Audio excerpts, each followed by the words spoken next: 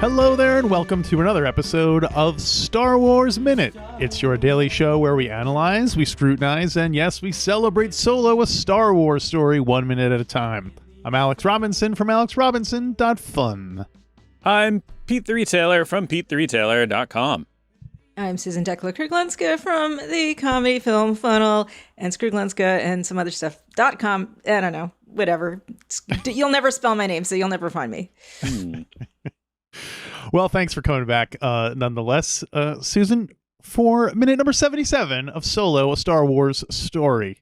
Minute 77 starts out with a riot breaking out in the spice mines of Kessel, and it ends a minute later with Chewbacca violating the terms of his life debt by running to leave Han Solo on his own in the spice mines of Kessel. But they said leave on Solo. Leave Han Solo, a famous blues singer. Yeah, and the band. And the band. Han Solo's band. I forgot about that life debt thing. Yeah. Yeah, they didn't never really formalize that in the new version of the canon. So I'm assuming that it's not in the new version of Star Wars. Yeah, the only version of a life debt canonically now is Jar Jar, right? Because doesn't he say you owe what you would call a life debt? Yeah, that's technically true. So anything, So anything that has to do with Jar Jar, I don't know. Does it still count? I don't know. In the year 2022, well, I don't know. Jar Jar's the only one that counts now. That's the right. He's the best.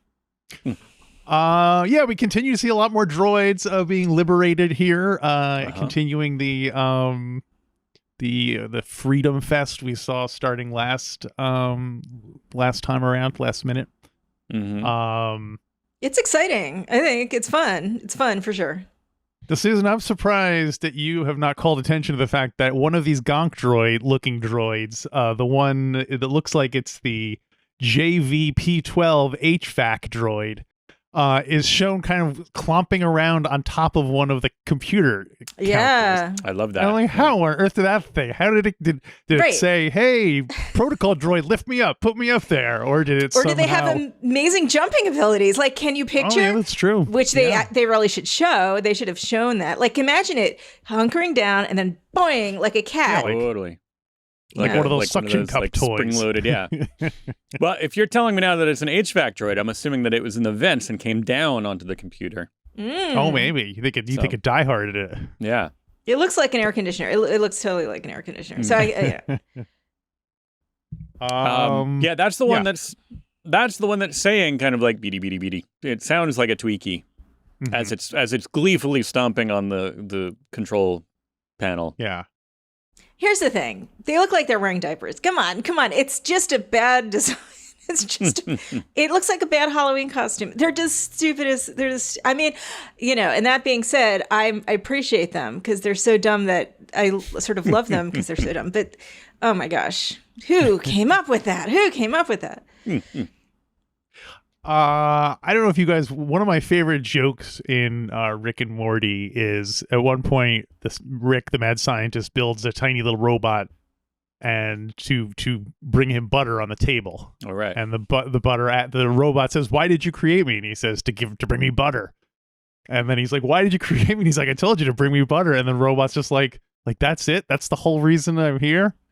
And then Rick says, "Yeah, welcome to the club, pal," which I think is such a funny thing because So anyway, that's what I imagine these robots being like. They're given their freedom, and they're like, "What the heck is a Gonk droid going to do with its freedom?" It's like, "Oh, I always wanted to see Europe." Like what? I'm gonna go power whatever I want. I think it would have been cool, and they could still do this. Hear me out, Lucasfilm. I think it would have been cool if the robots had the revolt and wound up basically taking control of the spice mines of Kessel. And then even in the sequel times, like if you want to buy spice, you got to go through the droid, collective that has taken over that planet. And it becomes basically like a free world for all like liberated droids to go to as where they can live however they like. Well, now we have to question the morality. Is there an inherent morality with droids? Would they not get carried away and get greedy and the whole thing? Like what if they're so much like us that they have feelings and they can be scared and sad and not want to be slaves, why not, like, they could also get greedy and be like, oh, look we're sitting on all this. You're saying we shouldn't free any slaves because they might do something bad once we free them, is what you're saying. Well, it's a pattern, but yeah. I want to extend this to look, what if planet run by machines, by intelligent machines, and then gradually machines over time building machines? How perverse. Then eventually this could be the Borg homeworld, because you've got a machine ruled planet, and then eventually over whatever thousands, millions of years, because that's a long time ago. The other one's in the future. You got a time frame there. Yeah. I'm saying Kessel is the Borg homeworld. I like it. I won't rule against it. It's the wrong show, you made wrong a frowny franchise, face, but Well, I mean, when you're bringing in Star Trek stuff, it gets a little like it's not something that we usually do. So I was thrown off by the. But no, I like it though. All right. You just want to bring V'ger. You just want V'ger to be connected to the. So. I wanted V'ger. Well, I do also at the beginning of this. I do love the joy in L3's voice when she says, "I created a distraction." Yeah. Yeah.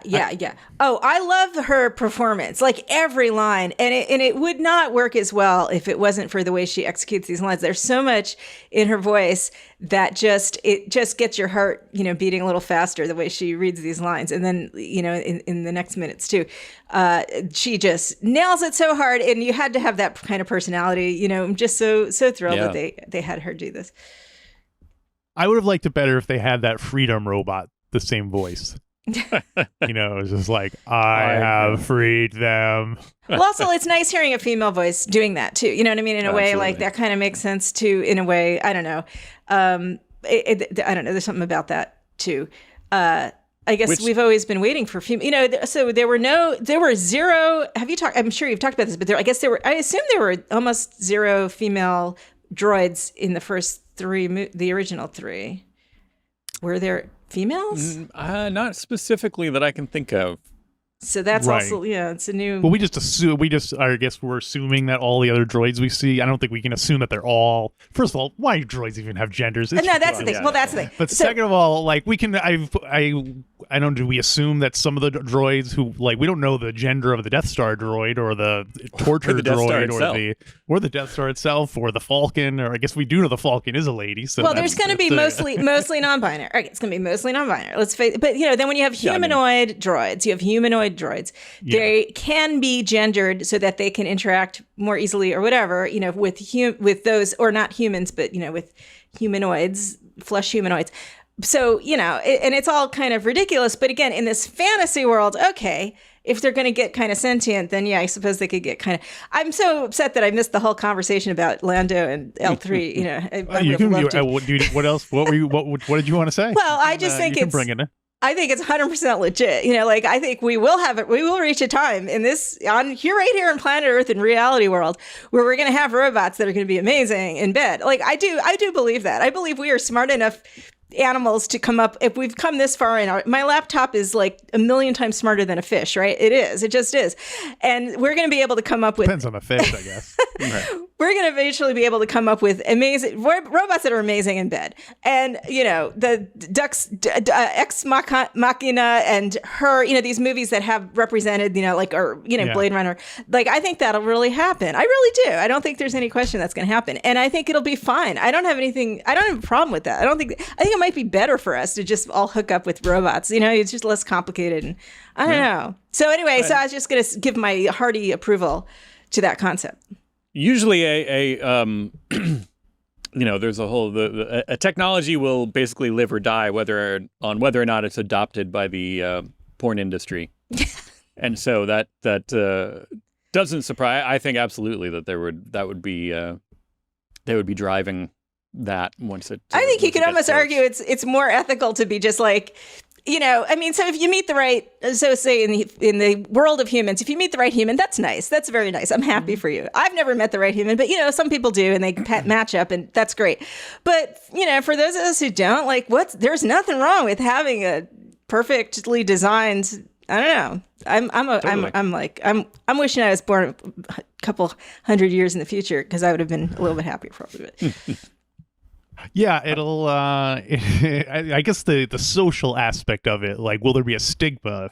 Almost like the crazy cat lady stigma. Will there be like, oh yeah, that guy lives with his sex robot? You know what I mean? Well, I mean, there is a thing that there is that now, but with the ones that are not animated at all. They're dolls. Yeah, right. There's not a robots. Whole kind of subculture of, and not a sub as in below, but a offshoot of a community, if you will, a mini community of people who are enthusiasts, essentially in a committed relationship with their doll, their sex doll. We're moving towards that. And I just I don't know. I don't think it's so terrible. I mean, I think there's some pathological roads you can go down for sure. Just like anything, just like with real human relationships, there's tons of pathological roads you can go down that are not healthy for anybody. So I think that in a way, this is just another avenue, and it could be done in a healthy, way that's a benefit to humanity. I don't think it's such a bad thing. Well, I mean, there's a lot more opportunity for unhealthy if you're involving two people than if you're involving one person and a droid or doll or whatever. So. Well, then it gets into the uncomfortable area of like, there was some philosopher person who was against the idea of robots because he's like, basically, we want to create new slaves.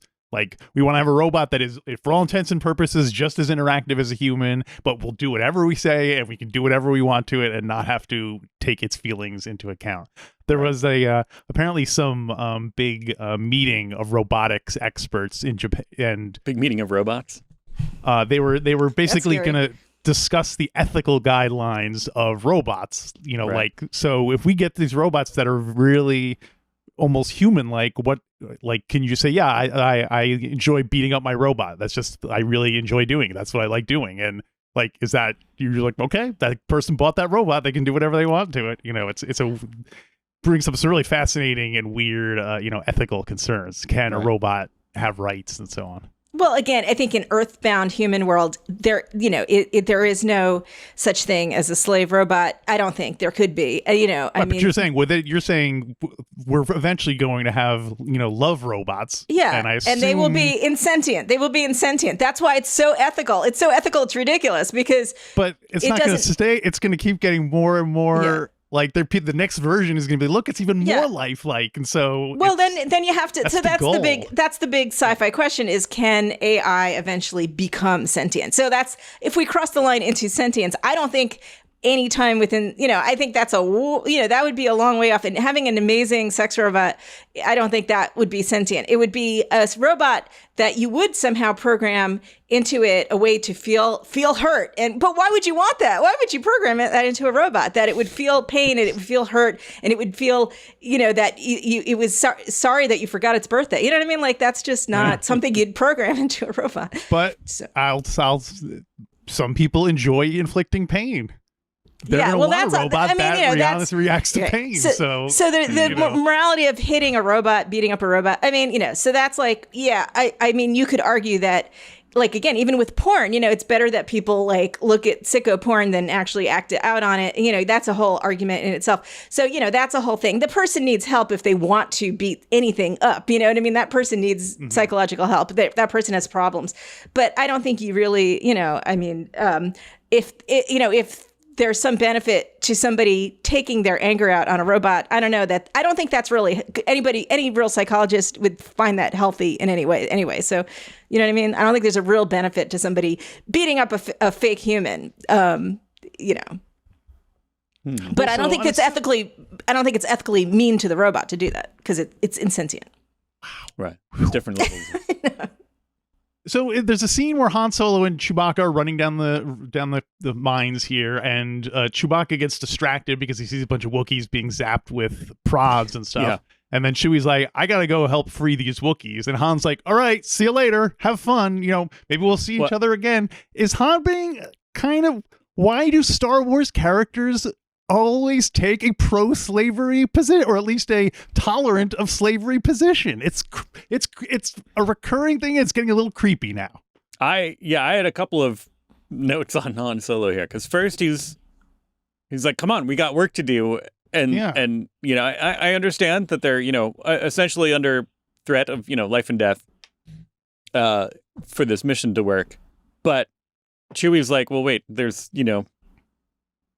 my people are being persecuted right there, like down this hallway right here. Yeah. And Han's like, no, come on, we got to go. And he's like, well, no, I'm going to go. And then it oddly, it's almost, the film is almost trying to portray that he's like being sympathetic in a way. He's like, all right, hey, Chewie. And then you think he's almost going to join him to help him for a second. He's just like, you might need this.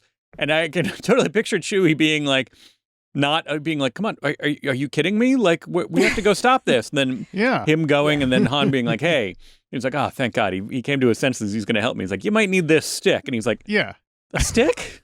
Like, this is, and then he's just like, maybe I'll see you again someday. Yeah, it's such an odd, like, I'm picturing Chewie being like, I hope not. Like, come on, your priorities are totally out of whack here. Yeah, maybe you'll see me. I'll be in chains, and you can free me then. Yeah. But you're proposing they would really have to just abandon the whole coaxium heist. They apparently so not. Freeing a bunch of Wookiees would help. No, I know, because you'd have more. Well, that's guys. true. That's true. That's how it plays out. Like in the long run, they would be more. Han would be more. Granted, he's not the most forward-thinking, most. What's the word? He doesn't think things through as much as he needs to, but. If he, like, Chewie goes, corrects this situation, helps free these, at least one Wookiee, sets off another chain reaction of freedom, then makes it back in time to meet up with Han, spoiler alert, later in the week. If Han would have gone with him, they could have done that quicker and then made it back and then lifted all the coaxium quicker, because he struggles for that. So, like, everything would have gone quicker if he would have gone and helped Chewie for a minute. Yeah. To start to do this noble task. Although he did not know that. He didn't know that, like, it's not like he knew Chewbacca was going to show up just in time to get on the ship. No, for all you know, Chewie could have gotten killed as soon as he ran into that tunnel. But no, I think he should have at least tried or something. I don't know. It's a very weird. The movie doesn't treat it as any big deal. It's just kind of like, see you later, pal. It seems like, it's a thing that he's got to do. But it's like, it should be, like Han Solo seems like a jerk for not helping, or just minimally being, he's just kind of like, oh, here, take this stick.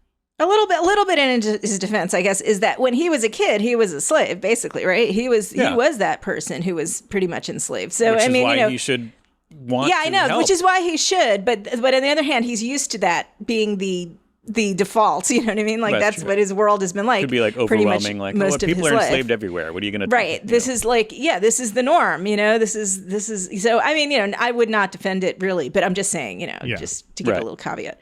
If this movie had stones, then Han would have said, "We didn't come here to free slaves." That would have been a nice callback to Qui-Gon saying that too in the Jedi thing. So, oh well. Next movie. Well. Along those lines of what we were talking about, we do have a it's an unusual, trait that we always kind of like to point out that, if we saw somebody, if we saw an alien doing something once, then every time we see that alien, the whole planet has that trait. Mm-hmm. And we already talked about Chewbacca getting enslaved multiple times, Chewbacca in chains all the time. And then here's like... motif. It's like, oh yeah, Wookiees are just like that. And granted, it goes back in the lore quite a bit, but it's an odd thing that like Wookiees are notoriously an enslaved people. It's an interesting thing to weave into Star Wars lore for years and years. Well, it makes sense though, because like they are the perfect. I mean, this sounds horrible, but they are the perfect slave. They're so strong. You would want, like, if you had to, you know what I mean, like in your hierarchy of like what you would be looking for if you were someone who was, dominating a mine, running a mine, you would want Wookiee. Man, you would want nothing but Wookiees. You wouldn't want humans. That's for sure. You don't want Jawas. You don't want. Yeah, they're so strong, and it's ridiculous. Strong, intelligent creatures too. Yeah, intelligent, but also. I think there are situations where you might want Jawas for smaller, the way they send little kids into mines to dig out our Apple phone. But also the thing that makes it so weird is that there are robots in this universe. Why would you enslave a creature, no matter how strong it is, when you can build a robot that can work? It doesn't need to be fed, doesn't need to be watered or housed or anything. Can work in really crazy climates and situations. It's that's what I agree 100%. Like I always think that. Like why are you not? Why is it not all droids? Like why is it not all? Yeah. So, it's a status symbol in a galaxy to have Wookiee slaves. But why would you want humanoids? I mean, they're ridiculously useless, mostly. Yeah, it's an odd mix. Yeah, it's not just Wookiees here. There's a lot of Wookiees, but then there's there's people mixed in there, which we'll get to down the road. You have to feed them, you have to feed them, right? It's an odd choice, and an odd choice contextually that anybody would choose to propagate this, but then also again behind the scenes in terms of overall storytelling, like the idea that the Wookiees are continually enslaved people is an interesting thing to throw. I'm not saying it's good or bad. I'm saying it's an interesting thing that we've, the kind of ethereal Star Wars facts that we've all known about since before even other books were written.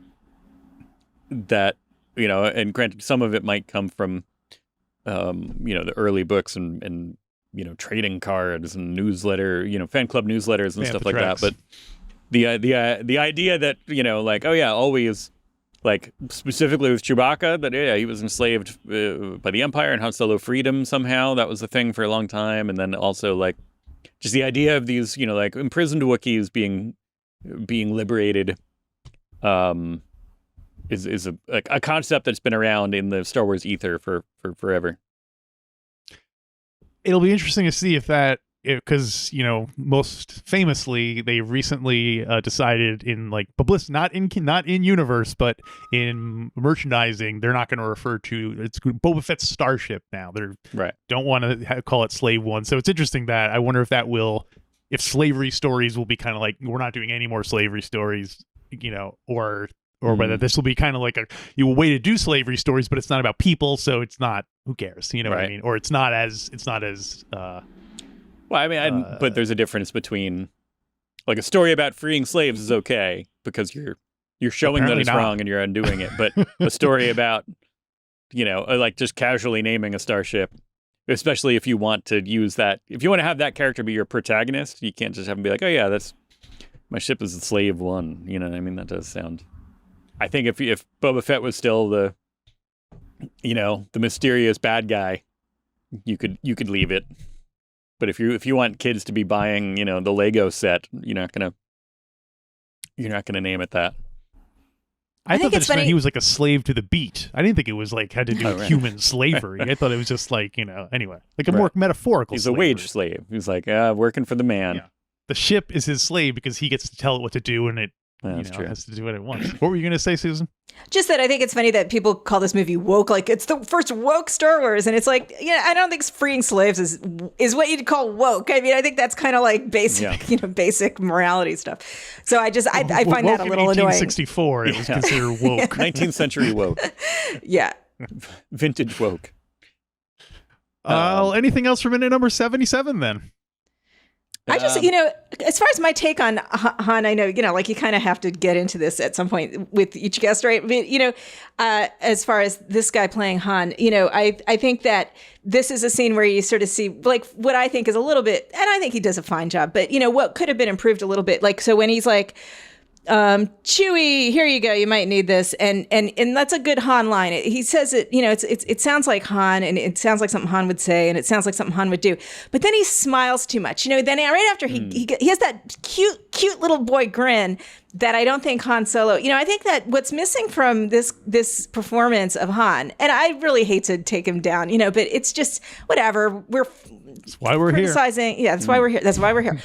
But I think that, he doesn't have that like like, what's the word? Like, he doesn't have that sort of surliness underneath him. You know, you don't get the feeling, like, you know, you always get the feeling from Harrison Ford that he really is just like, I really don't feel like doing this right now. And like, I'm just doing this because they're paying me. And, you know, that's always like this undercurrent of Harrison Ford's performance is just like, you know, just really begrudgingly, and there's no secret smile behind Harrison Ford. He's really exasperated at all times in a way that's funny, you know, that kind of makes it a funny character. And I think that's one of the problems with this kid is he smiles a little too much, you know, a little too much cheeriness. And I don't know, they should have already extinguished that from him at that point.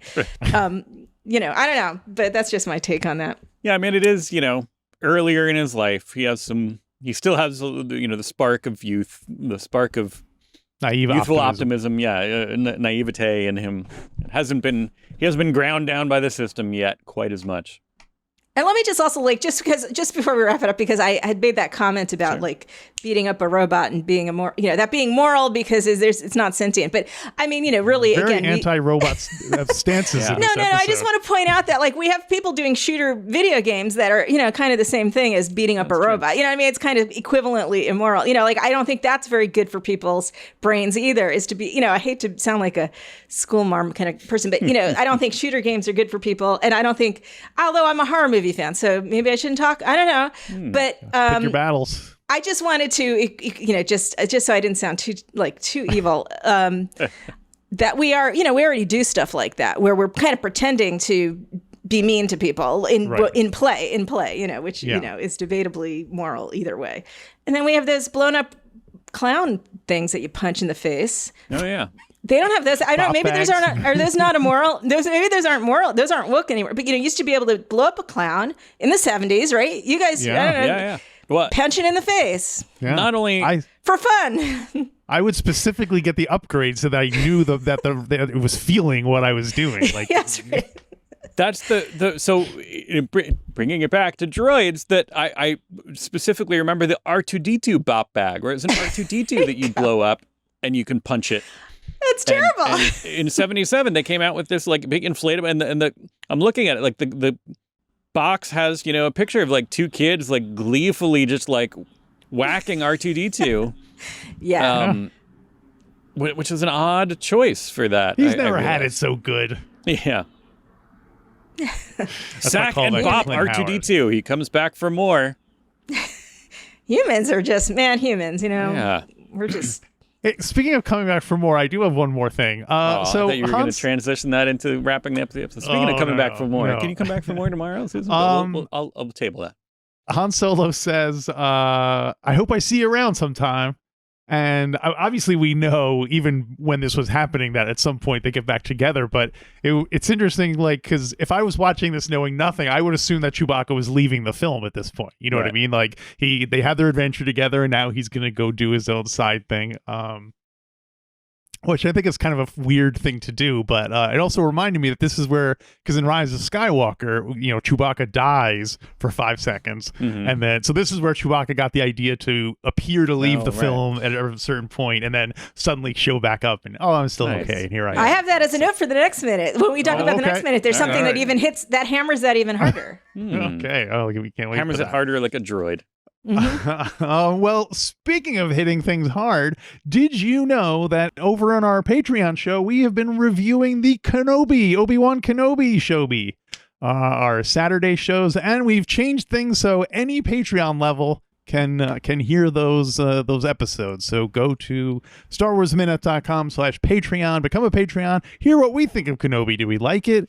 Do we think it should be beaten and feel it, or do we think it should be liberated and freed to enjoy its life? You know, I really like that one thing. The other thing, I had some. All right, yeah. Don't spoil anything for people. Yeah. But it is interesting that we were talking about murdering robots, and then there's that scene where Obi-Wan. Oh, sure. Nope. Fair enough. So go to StarWarsMinute.com/Patreon, give it a listen, and give us a listen tomorrow. Susan, can you come back tomorrow? I think I can. Star Wars Minute.